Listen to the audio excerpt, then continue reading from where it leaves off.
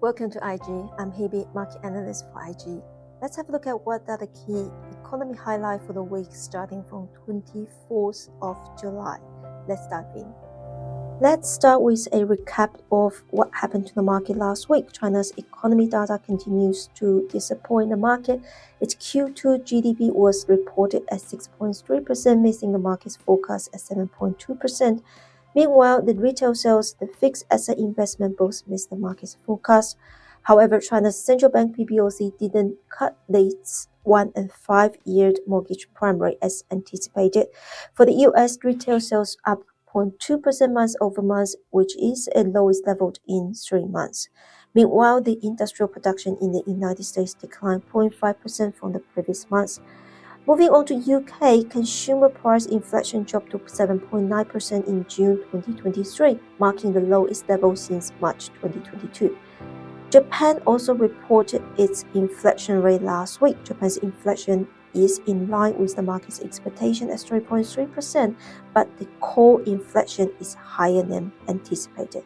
Now let's move on to the final full week of July. On Monday, 4 countries are going to report their manufacturing and services PMI, including United States, United Kingdom, Australia, and Japan. On Tuesday, South Korea will report its Q2 GDP with the expectation to grow 0.8% year-over-year. Turning to Wednesday, Australia's inflation rate will be under the spotlight. The market is anticipating a 6.3% of the inflation rate, down from 7% in the past quarter. Thursday will be a huge day on the economic calendar, with 2 major central banks stepping onto the center stage. U.S. Central Bank is anticipated to hike another 25 basis points, while the European Central Bank is also likely to follow. Additionally, the U.S. will review its Q2 GDP growth rate.